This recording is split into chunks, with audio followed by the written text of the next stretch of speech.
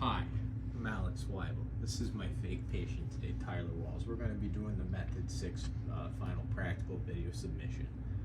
Take one. Seated occiput for left rotation restriction. Seated occiput for left rotation restriction. So first of all, we're just going to statically palpate. He's in a chair with a back. He's in a good strike zone for me. I like it being a little up high right here and get good parallel to the plane. So statically palpating mastoids, C1TPs.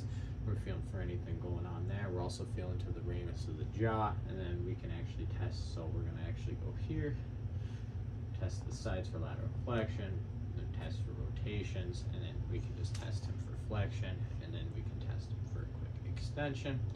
And then it was left rotation restriction. So we're going to set up this way on it here. Left rotation restriction, so it's right rotated. There we go. So setting up, putting my contact right here, my little rat hole. He's gonna drop on in, boom, and then there's not a lot of motion in the occiput, so we're here, and then we're stepping over, and we're in our punch zone, and then my line of drive would kind of go across his shoulders that way.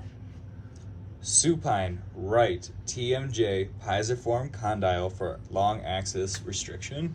All right, so supine right TMJ long axis. So to actually assess this, I'd have gloves on, it'd be open, he wouldn't bite me obviously, and then we'd actually assess this way. But since we'd do a long axis, so right side you said? Yeah. Perfect. So pisiform contact, we get on the back side here, we'd rotate over, and long axis distraction is we'd space down like this and then drive down. Prone T6 right rotation restriction, right lateral flexion restriction. Perfect. So prone T6, right rotation restriction, right lateral flexion. So left rotated, left laterally flexed then. So I'm gonna open again, Cole. Right rotation restriction, right lateral flexion restriction. Yep. So that'd be left laterally flexed, left laterally flexed, left rotated. So we're on the patient's left side here. So if it's rotated and then laterally flexed down, we want to undo that. Bilateral or no? Unilateral. Unilateral, perfect. So then I would counterclockwise facing up that way, or I could actually drag in that way either way, but I'm gonna go up here like this. They always say cephalad hand, but this just feels better. So T6, right on it, set here, reinforce. You take a breath in, take a breath out, and then my line of drive would be pide, wide ass with that clockwise torque, or clockwise torque already set in. Supine right glenohumeral internal rotation restriction, stretch adjustment. Internal rotation restriction, so stretch adjustment. So we can just assess this internal external rotation this way if we'd like to, and then we could also just do shoulder flexion and then extension through here, but we're talking about the internal rotation. So what would end up happening is they come through here like this, and then we're kind of wiggling through, and then it would be hit this internal rotation and then an LAD out. Seated right radial head, P to A and pronation restriction, stand behind the patient. So behind the patient, right radial head, here we are. So we have P to A, fixation, and what else was going on? And pronation restriction. So if we have a pronation restriction in here, we're gonna actually, I'm just gonna support myself this way. And we're gonna bring them out this way, pronate them over, and then line of drive would just be our thumb right on there, clicking that through. And then to actually come P to A, we'd assess this way and see if it moves P to A. And then our line of drive would be P to A restriction. Standing behind the patient. So it would be an adjustment like that almost. Like that. Got it.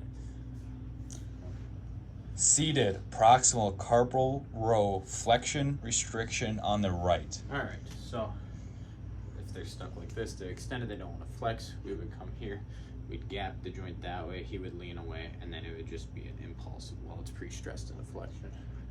And then for motioning of it, it would be, I would actually be in here on the carpals feeling the rows as I'm flexing and extending the wrist. We can do rotation and stuff stuff too, but it's mainly flexion extension, and it would feel good here, and it would not want to move in this motion.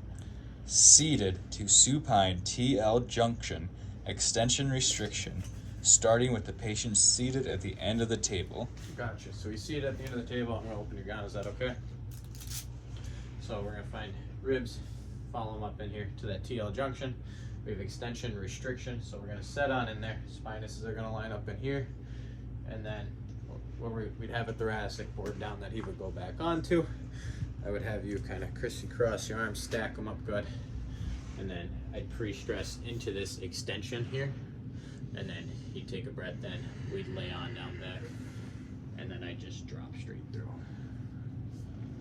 Supine right hip internal rotation restriction, wax on off tug of war position. So supine right hip internal rotation restriction. So we could just assess the hip. We could go through flexion and feel for the springiness and all that by doing all of this, and then we could actually even do the internal rotation this way. But a better way to do it is to actually feel the motion through here. If it's pinching, see, he opens up really good, so he doesn't open up as good here. This would be down like this, and it'd just be this wax on tug of war and just a pull. Prone P to A restriction of the right fibular head, reinforced pisiform pull. All right, patch you up. So right side, P to A restriction. So fibular head is locked up back this way. We could actually assess it by moving it like this. It's pretty clicky, and then we could assess superior inferior motion by just everting his foot. So if it's stuck back this way, we'd hook on like this, get down here, get our pisiform right on it, reinforce, and then it'd be a distraction, and then a straight drive down this way. IS for me, but technically P to A for the patient. Right first MCP, dorsal plantar, plantar dorsal, and internal and external rotation, push, pull, and corkscrew. So right MCP I think would be in the finger, but we're talking dorsal plantar, so I'm going to assume it's in the foot. And what was my restriction again? Dorsal plantar, plantar dorsal, and internal and external restriction. It's just restricted all over. So we would try to motion it. It wouldn't want to move any of these ways, and it wouldn't want to move any of these ways as well. So the adjustment would just be coming out this way and this way. And you could probably do it 2 times, or you could just traction and twist at the same time.